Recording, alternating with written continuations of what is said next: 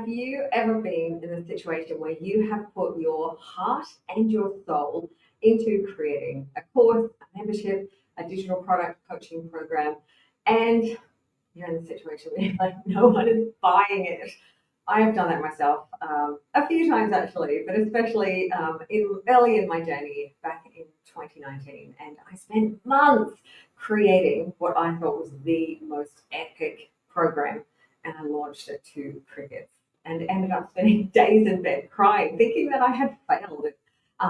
You know, it's unfortunately a common story, especially if you are new to online business, to being a creator, to selling products online. And it can happen as well, even when you are more experienced. So today in this episode of This Is What I Do If, I'm going to go through some things that you can do if your course isn't selling. Because, it's a common problem and it's so devastating. But luckily, along with all other problems, there are things that you can do to fix it. And I'm going to go through those today with you. So this episode, brought to you by myself, Sue McLachlan from the Unicorn Advisory, I'm talking about this is what I do if my course wasn't selling. So I can take you out of the crying in bed doldrums and get you back into positive action steps that you can put into place to improve this situation. Now, usually I find when I'm working with clients in this situation, it is most likely not a course or a membership or a product problem. Often the product is awesome, it is epic, it is something else. Usually a visibility problem, not enough people actually seeing your sales content, knowing that it even exists, or it is a conversion problem. You have got some kind of thing happening in the sales assets that you are creating, and people are not seeing the value in it. So it's not that your actual course is bad, usually not that the pricing is wrong. I'll talk about that a little bit as well. Usually it's just that you're not getting enough eyes on it. Not enough people actually know this exists, especially if you are new in business, if you don't have a huge audience behind you. And you've got to make sure that the things that you are creating to sell this are actually landing. They are converting those viewers into buyers. But first, we're going to go through some things before we even get to that point of visibility and conversion. Do you even have a strategy? This is something that, it seems really obvious, but often we put so much energy into the course itself. I have so many people telling me, man, the course is amazing. Like it's got this and it's got that, and I spent 6 months making it. It's got all these incredible videos and blah blah blah. The course is the focus, but there is no strategy on selling the course. And selling and marketing, and I'm going to refer to digital products as a course, as a blanket term. So insert whatever it is that's your digital product into this. Then I'll put the comments on in case you want to ask me questions as I go. But if you have created this epic course, have you also created an epic selling strategy for the course? Whether that is doing something around live launching to drum up attention, whether it is doing evergreen and actually having a strategy for evergreen. Have you got a strategy at all, or have you created this and put it on your website and kind of hoped that people are going to come and buy it? If you don't have a strategy, firstly, you need to get a strategy. There are a million different strategies for selling out there, and it's not always a case of one is better than another. I might do a whole nother talk on evergreen and live launching and all those different options that you have available.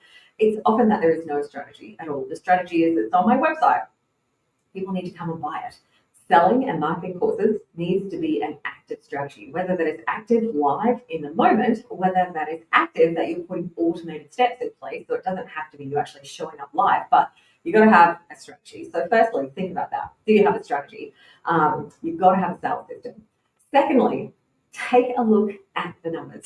This is really critical as well, because when you are in a situation where something isn't selling, often the first thing that you go to, like I said with my example before, is crying in bed. Your emotions can overtake your logic. And numbers are what is going to tell the actual story. And before you even look at numbers, what I would love you to do is define what not selling well even is. Because knowing what success means and knowing what well means is going to help you determine if it is actually doing what you expected.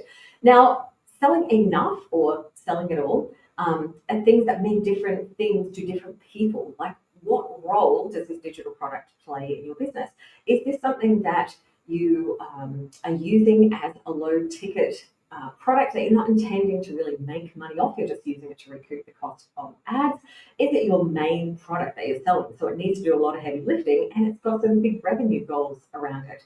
Also, it depends on stage of business as well. For some people, a $10,000 launch might be the best thing that's ever happened to them in their entire life. It's more money than they've ever seen at once, and it's spectacular. For others, it might be an incredible disappointment. Neither are right or wrong. It just depends on the business. And if you can define what that success means for you so that you know when you hit it and you can objectively look at it and, reverse engineer some strategies to get there, that is going to be a lot more helpful. So firstly, what does enough mean for you? Now, again, bear in mind that this is going to be specific to your business type and things like the price point.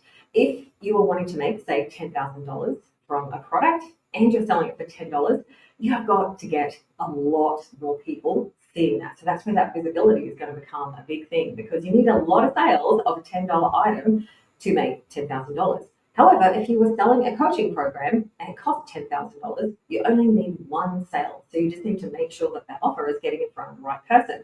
So, that's where the visibility and the conversion, the things I'm going to talk about, are going to have an impact. So if you can define that, what is your goal with this specifically? It gives you something tangible to work towards, and then you can look at what's happening and look at the numbers and the analytics of things that's happening in your business. So you can be a bit of a scientist about it, not being driven by the emotions around it, so that you can make changes. Because if something doesn't sell, it doesn't necessarily mean that it won't sell. It just means that something's out of alignment, and you can look for places where you can fix that. So, visibility problems. Now, this is one of the most common, especially for people who are in their first year or two of business, because you don't have enough of an audience. And your course is great, but all of your sales pages, your emails are just not being seen by enough people. In order to have a conversion, you have to have people getting to the page in the first place, or seeing the email, or having the potential of clicking on that. So you have got to do things to drive traffic to that page. Traffic meaning people to see the content, to see your sales assets. So when you are posting on social media, when you're sending out emails, when you're inviting people to your sales page, the more people you invite, the more potential that you have for conversion. And if you're not seeing a lot of people actually landing on your sales page, that can be the simplest reason that you need to get your offer in front of more people. It's not necessarily that your sales assets are bad. Like, your sales page could be fantastic, your course could be fantastic. It's just that not enough people know that it exists. And so that's where you can look at other ways to increase that visibility. Things to consider as well is sometimes I've had a tendency to do this in the past myself, and I am actively trying to cure myself of this, is overcomplicating things, especially if you have got a quite complicated funnel setup that is excluding people at certain points of the funnel, because that's something that you want to do. A funnel is meant to be like this: starts wide at the top and goes down at the bottom, so that people are really seeing if it's for them, and if it's not, they're dropping off. But by the very act of the funnel, you need to have a lot of people at the top to get people to the bottom. And if you don't have a lot of people seeing that top of funnel assets, being introduced to you and to your business and the types of things that you do, they're just not going to make it through to the sales page. They're not going to make it through to signing up for your challenge, for your webinar, for your free thing that you are doing, for your low ticket product. You've got to get it in front of more people in order to get, especially if you're leading with a free or a low ticket thing, to then get more people to that bigger paid thing. And just to remember as well that if you're selling on Evergreen, it needs to be active. Evergreen is not a passive sales strategy. A lot of people talk about it as if it is, and in some ways, yes, it is passive, but it still needs active things to happen. They're just happening in an automated way. You still have to do that work up front, and you still have to be in front of people. You're just doing it through systems instead of doing it yourself. So instead of, being live like I am right now, you might have recorded content. You might have sequences that go out in your email system on automation. You might be using ManyChat in your social media to have automated things happen so that you don't have to be on 24 hours a day or, any hours a day, but you're still going to be showing up in front of people and making offers. So that's some things to consider about how do you actually increase visibility if you don't have it, if you don't have a big audience. Well, there's three main ways. Way number one is going to cost you money, and that is buying ads. It sucks, I know, but you can do things for free, which I'll talk about in a sec. But if you want to get in front of a lot of people very, very quickly, most people are going to use some kind of paid ad strategy or paid marketing. It's going to get you in front of a lot of people. It's going to get you that exposure, but it's going to cost you money. The second thing is you can do it the free way, the organic way, through things like content, SEO, like trying to get visibility through using platforms where people are already hanging out, things like YouTube, social media, and trying to get attention on those platforms. That's taking your time. So the cost of that is your time and not your money. And then alternatively, you have the option of getting in front of other people's audiences, doing collaborations, connecting with people, having opportunities for you and your work to get in front of an audience that is not yet yours. Things like podcast guesting, doing interviews on YouTube. In the olden days, like blog post swaps, doing freebie swaps, and looking at collaborations and how you can connect with other people. And, maybe it's a two-way street. Maybe you do things together. Maybe it's that, you're a guest on their show and you are interviewed and you've got something that you can offer to their audience, and then you offer something of theirs to yours. But getting in front of other people's audiences is a way to get exposure to people that don't yet know who you are and don't know what you do, and you can invite them into your world. Now, that is generally free, but is a time cost. Sometimes there is a cost involved. If you go into a bundle or something like that, where it's, a lot of people sharing things with an audience, so it's kind of like a big collaborative audience, you may need to give away a digital product and not charge for it, in return for that kind of audience exposure. So there isn't a way to get massive visibility without costing you something, whether it's time, whether it is money. So, that's where you can look and decide what is the best for you and what is best for your business. And often it will be a variety of those strategies. It doesn't need to be one or another, but visibility is simply the most crucial thing. If you want to be selling your products, you have to have people to sell them to. If no one knows about it, you could have the best kept secret in the world. Seriously, you could have the best course the world has ever seen, but if no one knows about it and no one is finding it, you are not going to make the sales. And I just want to come back as well to this evergreen thing. I've got this note here because I find it such a common problem. When you are selling things on evergreen, especially if you're doing it organically, even if you're doing it with ads, there is this perception that it's like a set and forget, you don't have to do anything. I am the world's biggest passive income fan. My entire business has been surviving on passive income while I've been doing this whole rethink, while I've had illness, when I had burnout in 2023, because of systems and income generation things that I set up in the past. It's still paying me now. However, in order to do that, there was a lot of work basically front-loaded. The work is still being done, it's just being done in a different order. And like I said, it is things that are being automated so that you don't always have to be there live all the time. And that can be a choice. Maybe it's a season of life choice. Maybe it's like you want to run a business, that means you can work as few hours as possible. But you're not going to be able to do that in the beginning because you have to set these things up so that they can run without you. And that takes time. So, yes, evergreen is fantastic. You have to keep it. It's still an active process and you have to have things in place. So it's still actively selling. It's just not you live actively selling. And something as well to consider in the wholesale thing, probably a little bit less related to visibility, but just considering if your offer is not selling, is it because it's just not the right time for someone?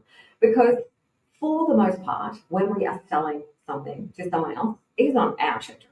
We are the ones deciding when something is going to be sold. We are planning a launch that, especially if it's a live launch, maybe the cart is open for 7 days. That is the 7 days of our choosing. And that may just not gel with someone else's time. Maybe that's a really busy week. Maybe they're away. Maybe they've got a lot going on in their family. And it's not that they don't want it and that they wouldn't buy it. It's just that they don't want it now. So don't take people not buying as necessarily meaning that they're not interested. It just could be that you have set up a sales system that's quite restrictive, I guess, for people to buy because you're doing it all about you. You're creating this urgency and saying, hey, the doors are closing. And if that's just too much for someone, they might be like, oh, yeah, that's cool, but I can't do it right now. And that's the reason I'm saying that is it's important to resurface, to keep reselling. Like selling is not a one-time thing. It is not a done and dusted. You sell it once, oh, well, no one bought it. That's the end. Selling is an ongoing, continual process. Whether you're live launching, you're going to launch again and again and again and again. It's not like a one-time you launch it once. If you are selling things on Evergreen, maybe you'll have that initial introduction to the program and then you'll resurface that again a few months later. Perhaps you will have a flash sale. Perhaps you'll offer some bonuses. There could be a number of different ways that you can represent that same course. And maybe the next time that it's offered, it may be the right time. So, just something else to consider in the what if it's not selling situation. Now, in terms of visibility and people not seeing the sales page, once you've done this work to generate an audience and you've got people into your world, the next problem that I see is shying away from selling. And trust me, I get it. Selling is the most difficult thing because you're essentially selling yourself. Selling yourself is freaking challenging, especially if you haven't done it before. Digital courses, coaching programs, this isn't selling some product that you buy from China and resell like a cutlery set or a pet bowl or something like that you're a bit disconnected from. You are literally selling you, your knowledge, your expertise, and that can be, quite frankly, terrifying in some situations. Putting yourself out there like that, saying, hey, I am, the person to teach you this thing, brings up a whole lot of stuff around imposter syndrome. It challenges you at your core, and it can, bring up all issues around worthiness and so many other things. I could probably, do whole entire live streams on those other things that come up, and I've experienced a lot of them myself. In fact, I got put off selling my first ever course back in 2016 because of imposter syndrome. But what comes up when that happens is a massive resistance for selling. The reason that a lot of people have very good launches and they sell a lot of their product is because they keep selling it. It is not send a couple of emails and hope for the best. It is repetition. It is repeating the same thing over again. And I'll come into effect, not necessarily, I should say, repeating the same thing over again, but looking at different ways to sell it in multiple situations. It's sending emails, it's social content, it's organically mentioning your products in different ways. Like I said before, with the what was I talking about? Oh my gosh, with the is it the right time? It's about putting your offer out there again and again, and not just selling it one time. Do you think if Coca-Cola stopped advertising, their sales would drop? 100%. Same with McDonald's, same with every major company. The reason they keep advertising and they have billboards and TV and radio and internet ads and sponsorships and all these different things is they are continually putting their brand and their product in front of you. That's what marketing is. That's what selling is. And when you have resistance to that, when you feel like selling could potentially be annoying people, or you are finding that people aren't buying, sometimes you can decide the reason for that is, that it brings up that discomfort and you think, oh, maybe like people don't want to hear me selling, like they just want me to help them, and selling is annoying them, and all of those kinds of things that can happen. So you stop. If you are in the middle of a launch and you were going to send 10 emails and you're 4 emails in and you haven't sold anything, it can be that horrible, like, oh, maybe I shouldn't have done this, like there's something wrong. And so you don't send the rest of the emails, or you significantly drop it off because you feel like you're annoying people. But the thing is, you are going to experience all of those sales touch points, every single one, because you are creating them. Most of the people in your world have got a bazillion other things going on, which is why you need to have repetition, which is why you need to keep putting your offers in front of people. You need to keep telling them about it, because maybe they are in the middle of cooking when they get an email and they read half of it and they close their phone. Someone comes and talks to them. They, opening it in bed when they're half asleep. They're seeing a social media post, and then there's, other things going on. A notification comes up on their phone. People are busy. There is a lot going on in their world, and repeating the message and continuing to sell, even when it feels uncomfortable, and probably when it feels like you're doing too much, is never going to be too much. You have got to get your products in front of people, and you've got to have multiple ways of explaining how it is going to be beneficial for them, and don't shy away from that, because shying away from it and not wanting to sell will literally stop you from selling. Like, if you don't want to sell, then how do you think that people are going to buy? Sorry for the tough love. But repetition also builds familiarity and trust, because one of the things that you need to do when you are selling is build up trust. People need to trust that you are the person who has the solution to their problem, that this thing that you are selling them is what they need, and they need to like you and trust you. So the more that they like you and trust you, the more that they are likely to buy. So keeping on with putting things out there, with sending emails, with doing more than feels comfortable is something that I highly challenge you to do, because it works. The more messages, the more familiarity, the more trust. And remember, it just may be that this isn't the right time, and they hear about it and they love it, and they just don't buy it now. But then the next time that you're selling it again, the next time they hear about it, they're like, oh, that's right. Like, oh, I remember this thing. It was really awesome. Now, selling is emotional. You've got to stay in the game. I touched before on my 2016 little journey. I will share this with you in case you've ever gone through a similar thing. I have regrets. I try to be someone who doesn't have regrets, but man, that's one of those things where I'm like, what if I had just pushed through that discomfort? So I first got introduced to the online course digital product world back in 2016 when I was working as a freelancer, and I had an epic idea for a course. It was freelance like a boss. I went through it with a couple of people that I knew. They were like, oh man, this is amazing. They had great wins. They improved their freelancing. And I was like, all right, I'm going to do this. And I had a Twitter account that I created, Twitter of all places. And I grew this Twitter account kind of just by following other people that had freelancing in their profiles. It was a very random strategy. Well, there really wasn't much strategy at all, to be honest. And then when I was about, I created the first module, I was like, all right, I'm going to do this like pre-interest, like waitlist kind of thing for it. I put up some of the first videos, and I put 3 tweets out there into the world, maybe 2, I can't remember. Definitely not enough, because Twitter pretty much has the shortest, most useless lifespan of any type of social media. I think the average time that a post was lasting on Twitter, this is back in 2016 before Twitter went to trash, was maybe half an hour, maybe an hour if you were lucky. So I put this handful of tweets out there, and no one signed up for the waitlist. So I was like, oh my God, this is terrible. It's not going to sell. Why was I wasting my time? All the doubts came up. Who am I to be doing a course on freelancing? Like, this was a stupid idea, blah, blah, blah, all the things.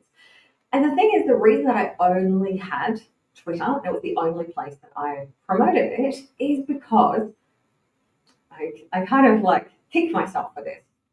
Is that on all my other social channels, other places that I were people that I knew in real life. And I was more scared about putting myself out there in front of those people because of the potential judgment. And, all of those things that I was thinking is pretty much what I thought other people would think. Like, who are you to be doing that? Like, oh, wow, that's random. Why are you, doing this now? And it's kind of like I didn't want to have people in my actual life know what I was doing, which is so crazy when I think about it now. But it was, that whole imposter syndrome thing. I was doing something very different, very new at the time. There wasn't a lot of people doing courses. It felt super, super challenging. So, I was going through all that personal stuff as well. So I didn't advertise out to the places where I could have potentially grown my audience and, got more traction. Like doing this random Twitter account, like not the best way. And because of all that, because I was like, no, I'm just wasting my time. This is all crazy. I shouldn't do it. I then did not sell anything between 2016 and 2019 when I tried it again. And I often wonder what would have happened if I had followed through, if I had released that epic freelance like a boss course in 2016 in the golden age when Facebook ads were super cheap and it was, very easy to sell courses through things like ads. It's a lot more challenging now. it is what it is. I learned what I learned, and I have that story to share. But I share because it is a common theme. Like not wanting to get that visibility for yourself can be something that holds you back. And what it is going to do, like holding yourself back from being visible by sharing as much as you possibly can, it is going to hold you back from selling. So if that's something that you're doing, like see if you can, do some journaling and look at what is underneath that and try and do some work to sort of go, all right, think about the people I am going to help, not worry about the people that might judge. You don't even know that they will. Maybe they're going to be like, oh my God, this is amazing. I'm so excited that you're doing this. I know someone that is doing, that's interested in that thing. Can I tell them about it? Like, often friends and family are the people that are going to be your biggest cheerleaders. Not always, I get that, but putting that stuff out there is valuable, it is helpful, and it is what's going to help you sell more. All right, let's go on to off visibility and talk about conversion. So conversion is what's going to happen once someone has landed on your sales page, is on your email list. This is they've seen it, but are they going to buy? Are they going to sign up? And you may or may not realize, but not everyone who reads your emails and sees your course sales page is going to buy it. That may seem obvious, but when you are putting your work out into the world, you could be like, but 50 people have seen it, no one's bought. You don't know if that's, if you're talking about views, you don't know if that's 50 separate people or it's 50 people, one person who's clicked on the page 50 times. It could be that you're looking at analytics. Hopefully this is going to improve soon in Kajabi, where those 45 of those 50 views are actually you viewing your own page. What you need to consider is the conversion rate. How many people are going to then buy after they see this content? So I'm going to cover a few things here, but firstly, understanding the buyer's journey, because I think that's really important, and what people need in order to make a decision to buy. Because you may have heard of things like cold traffic and warm traffic and hot traffic, and basically that is how much do people know you? Like one of the advantages of paying for visibility is that you get in front of a lot of people, but most of those people probably don't even know who you are yet. So you've got to do a lot of work to convince them that you are the person that they want to buy from. And if you are going straight from an ad to selling $1,000 course, that is a really heavy lift. There's a reason why so many people do ads to low ticket offers, because having an offer where it's less of a buying decision, where it's less of a consideration, where maybe the person buying doesn't have to consult with a significant other, it's an easier decision for someone to make, so they need less trust. But if you're selling like a course, often I'll find that when people are new, someone says, hey, buying traffic and getting ads is really important. And they'll try and sell a high value signature program straight from an ad without taking people through the whole buyer's journey, without taking them from that point of awareness of who you are, awareness of the fact that they have this problem and that there is a solution to the problem, and then that you are the person who has the solution to their problem. And do they like and trust you enough to be like, all right, have my money, like actually sign up? There's quite a number of different steps. So knowing that the more people have been around you, the more they understand what you do, what you offer, the more that likely they are to buy. But also what you are selling, is it what they want? Is it what they want right now? Like, is that the solution that they need? There's a whole lot of different steps, and there's a whole lot of different, I guess, conversion figures. And there's no one like 5% conversion is good, or 10% conversion is good, or 1% conversion is good, because it depends on where that person is in their buyer's journey. Do they know you? Do they like you? Are they, someone who is invested in you and has known you for a while and would buy anything that you bought just because they're so invested in your work and they respect you so much? So think about in a stage of someone who doesn't know you that well. Maybe they've come from something like an ad that, their first introduction to you. Maybe they've come through someone else's audience. Maybe you've been in a bundle, something like that. The conversion of those people to buy something is generally likely to be really low, probably 0.5% or lower in my experience. Obviously there's no right number, but generally that will be the lowest type of conversion that you'll get, and you'll need to do more work to convert those people. Someone who has been in your world, who watches every live stream. Thank you, you beautiful people. um, People who have followed you for a number of years, people who comment on your social media, they reply to your emails, they've already bought other things that you've created. When you put something in front of them, that's what they need. They are not going to need screeds long sales page and 18 emails in order to buy it. They're probably going to be like, oh, fantastic, yeah, that's really handy. And that's happened to me. I've bought a couple of things this week from someone who I love. I've bought many things from her in the past. Elizabeth Goddard, she's been selling some offers, like she's had a daily kind of sale on some of those things, and I bought a couple of them. I didn't need a heap of information apart from, hey, that sounds pretty good. Most of those things are also a lower value, which also makes it a really, really easy decision. So, in that situation, I'm like, sweet, sign me up. I'm happy to buy that. However, if it was selling a $10,000 program, I would need to give that a lot more consideration, even though I already trust, know it's someone I want to learn from. So there's multiple factors that are going to go into conversion. I'm going to try and do this justice. I don't know if I will. I should find out.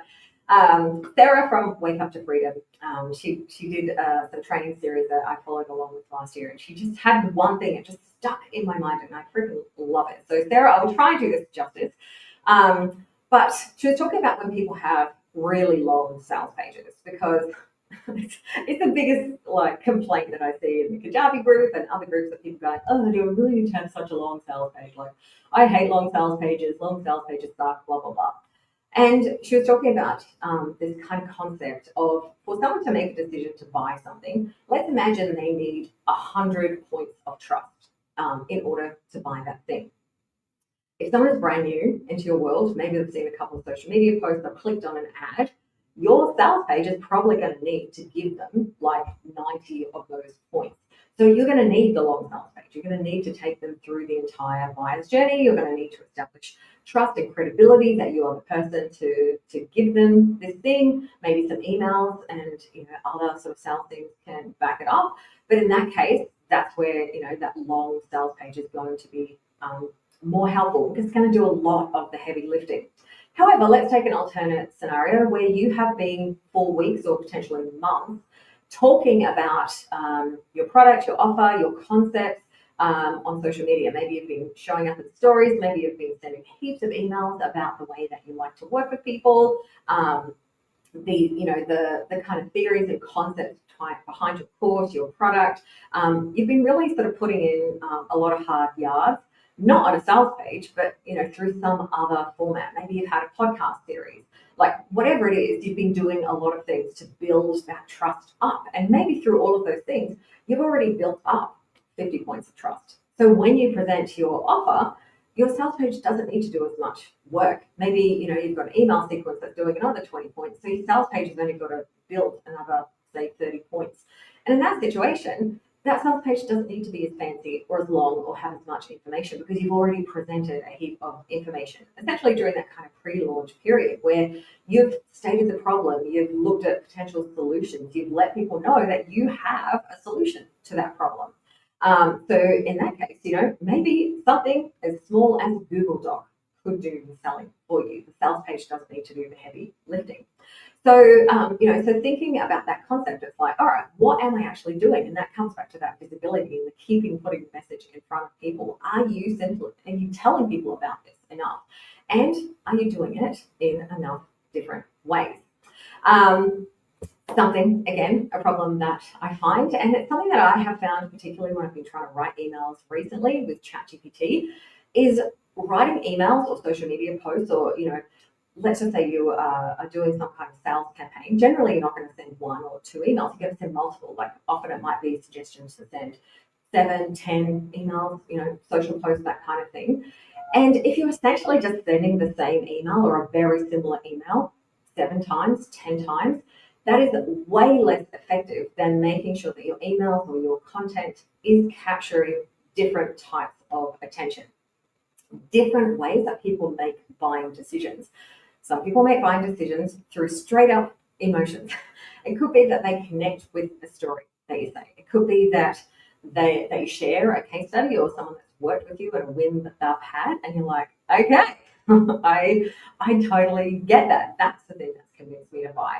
Maybe it could be that people are analytical decision makers and they decide based on what's in the content. They're looking through and going, all right, do I feel like this is valuable? They could be looking at, am I going to get an ROI off this? Especially if it's a business related course. Like if I buy this course, do I think I'll be able to make my money back from it? Are they assessing it against other things? Like there's a whole lot of different ways that people make decisions, and there's also a whole lot of different ways that people consume content. Some people just want short, quick emails that get straight to the point. Others love the stories and they love the fluff. And other people, like I said, respond to things like case studies, FAQ emails, like different types of emails that tap into different things. And when I say emails, I'm kind of meaning emails and or social posts or both, so that you're not just repeating the same type of content. And ChatGPT has a very frustrating, should I call it a tell, that when you're getting it to write an email sequence, is that it often writes all the emails in the exact same cadence, like 3 paragraphs and a sign off with a call to action. Very similar length, even if it's saying different things, it's that same sort of format and structure. And I always like to break it up. Like I said, sometimes it's really short email, straight to the point. Sometimes it's longer, sometimes it's storytelling. And one of the things that I found to be helpful with ChatGPT when it gets stuck in that, because even if I tell it not to, like I have had some words with chat, let me tell you.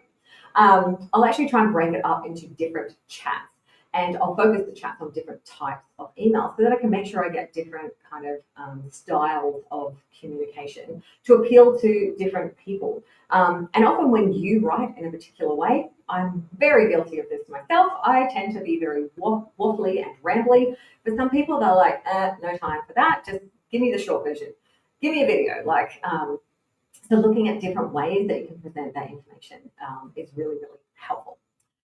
But let's get into the thing that may be a problem for you and is a problem for a lot of people that come to me saying, oh my God, I'm selling, help, what's going on? And that is positioning. It is so rarely the actual course. Like I said, your course could be freaking epic, but how you are selling it, how you are positioning it, could be the thing that is holding you back. Now, another example of a course that I launched back in 2022, originally it was a workshop. Originally, I pitched this workshop as learn how to edit videos with the script. It's a really cool tool that makes video editing super easy. And when I tried to validate that offer, I had a few people going, oh yeah, that sounds kind of cool. But I didn't get the interest that I expected. Now, I changed absolutely nothing about the actual course content itself.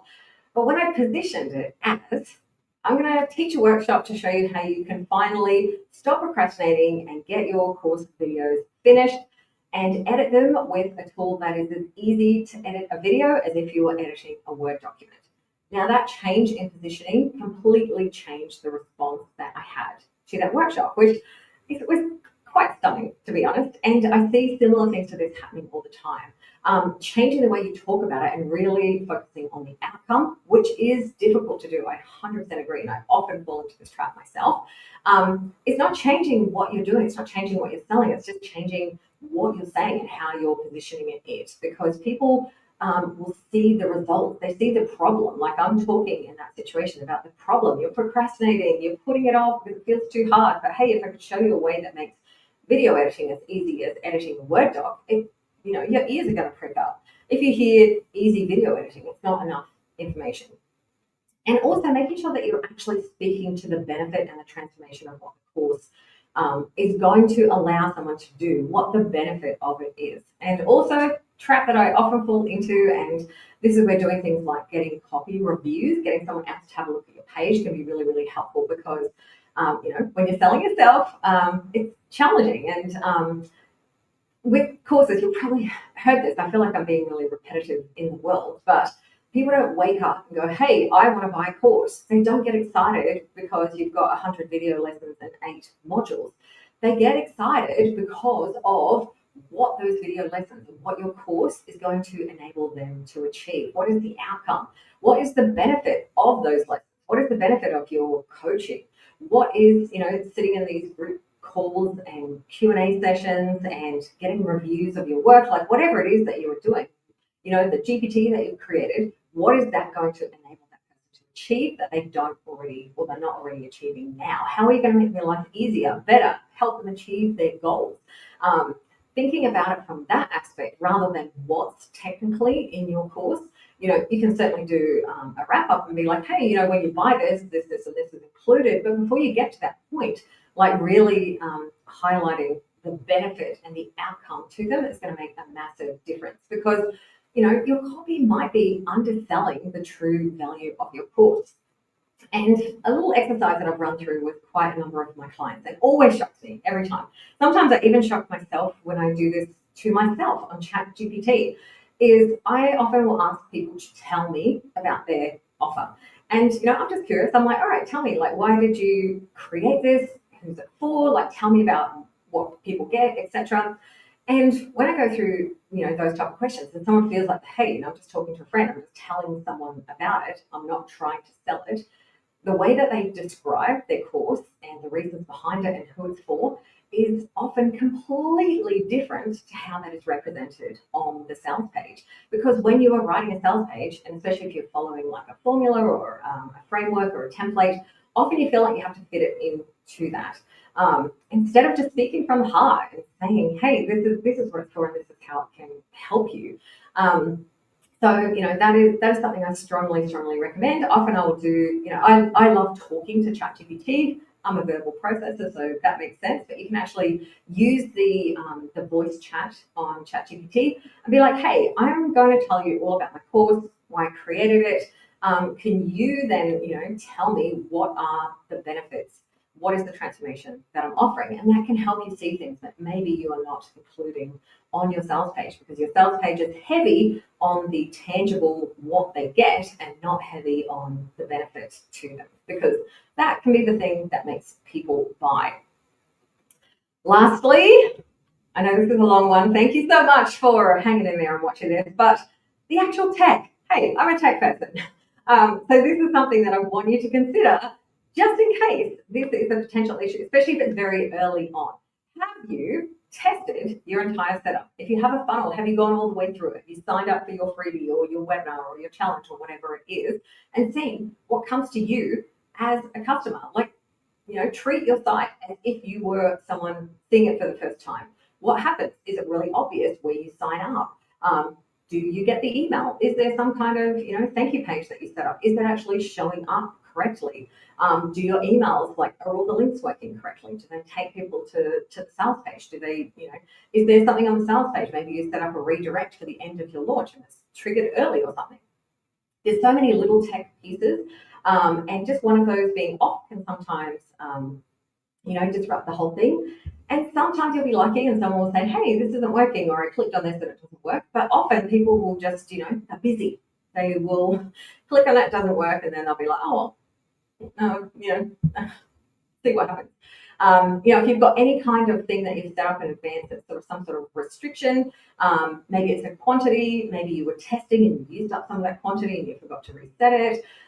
There's lots of different things depending on your system. I always recommend, before you actually put something live, going through and doing a live test and actually trying it as a paid live test, not just giving yourself free access to it, but going through that entire process and really trying to, to approach it from an objective, outsider's perspective. Like, hey, if I was looking at this, does it tell me what I need to know in order to make a decision? Does everything work? Does everything click through correctly? Are the emails going out, at the right time that they should go out?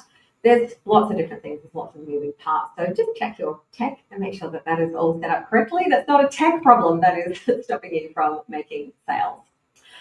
And I'm going to do an entire another session. This is getting very, very long as it is for a live stream, but I'm going to do an entire another session about pricing, because so often people will get scared when the thing isn't selling and they'll think, it's too expensive, I've priced it too high, people don't want to buy it because the price is wrong.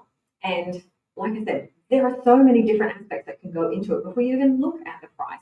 And it could be that they're not seeing the value. Your sales page or your emails or those sales assets that you've created aren't, showing how someone is going to get value out of it. So please don't panic and drop the price. I'll go into a lot more pricing issues, but if you're not getting your page in front of enough people, you're not going to make sales. It's not a pricing issue. Changing the price isn't going to change anything.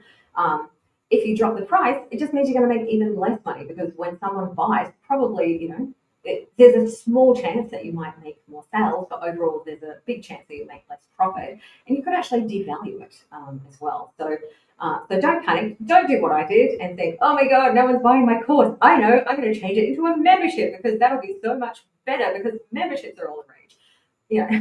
There's lots of things that you can do in panic, but I'd really strongly advise you to look at your messaging, look at your numbers, make sure your it's not selling is based in actual statistics, that your conversion rate is reasonable for the type of audience, the type of people that are seeing it, that you're doing as much as you can to get your offer in front of people. Be prepared to adjust and iterate, and don't take it personally. Please don't take it personally, because there's so many things that we're going to do in this business that can feel like you've got the judgment of the world on your shoulders, and usually it's just not the case at all. There are technical things, there are tweaks that you can make, and you can always, forevermore, even if you're making $1 million, make changes and iterations and improvement. Optimization is like an ongoing, forever kind of process. There is no perfect. There is no, I'm going to get this right and that will be perfect and I don't need to do anything else. There's always ways to improve, and there's always things that you can do. So instead of thinking that you're wrong or you're bad or you've done something that you shouldn't have done, or any of those kind of emotional thoughts, just think more like a scientist. Be like, okay, let's give myself a list of things that I can work through, things that I can try and go through and see which of those things make an impact, and see if that helps to improve your sales. I hope you have enjoyed this live stream today. This has been fun. This is good. I'm putting myself out there, which is kind of exciting. I'm doing this live stream series every day over the next 30 days, looking at a heap of different scenarios. Tomorrow, I'm going to be looking at what I would do if I only had an hour a day to work on my business, which is common for a lot of people for a heap of different reasons. Maybe this is not a full-time season in your business, and maybe you've got limited time and energy. So I'm going to go through some of the strategies that I would do if I had very limited time to be doing things. So if you'd like to get notification when I'm going live, you can go to theunicornadvisory.com/whatif, sign up for the daily live stream reminder. I'll send out an email 15 minutes before I'm going live, or you will be able to catch all of these replays on YouTube. And I also created a podcast yesterday, which is very exciting. 3 people have listened so far. Hurrah! Considering I don't even know what the links are and I haven't even found it myself, I'm pretty impressed by that. So you will be able to listen to it on podcast version if you prefer, or you can catch the replays and videos, the live videos each day at the link on the screen, and sign up and get notification. Sue here, signing out. I look forward to seeing you again tomorrow. Thanks so much for joining me on This Is What I Do If. Bye-bye.